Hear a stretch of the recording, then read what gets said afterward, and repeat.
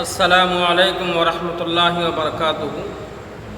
حضرت آدم علیہ السلام کے موت کا وقت جب قریب آیا تو اپنے بیٹے حضرت شیس علیہ السلام کو بلا کر کہنے لگے، اے میرے بیٹے، میں اب جا رہا ہوں، لیکن ایک بات یاد رکھنا، ساری زندگی ایک بات یاد رکھنا۔ حضرت شیس علیہ السلام عرض کرنے لگے، ابا جی وہ کون سی بات ہے، آپ مجھے بتائیے۔ فرمایا کہ ہر وقت، ہر روز، ہر لمحے اللہ کے نبی حضرت محمد صلی اللہ علیہ وسلم پر درود و سلام بھیجتے رہنا۔ فرمایا کہ حضرت محمد کون ہیں؟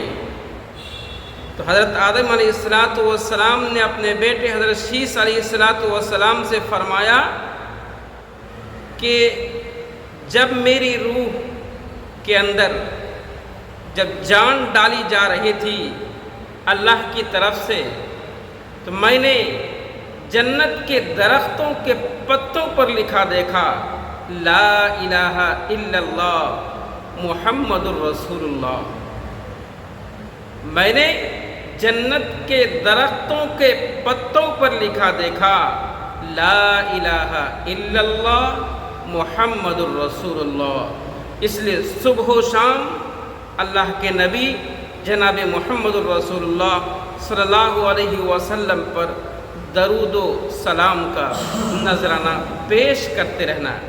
تو میرے دوستو، جب بھی اللہ کے نبی کا ذکر ہو، اللہ کے نبی محمد صلی اللہ علیہ وسلم کا نام آئے، تو آپ پر بھی ضروری ہے کہ آپ حضور پاک صلی اللہ علیہ وسلم پر درود بھیجیں، آپ بھی محمد صلی اللہ علیہ وسلم بولیں، اور صبح و شام کم از کم 100 مرتبہ، 50 مرتبہ لا الہ الا اللہ محمد الرسول اللہ صلی اللہ علیہ وسلم کا ورد ضرور کریں۔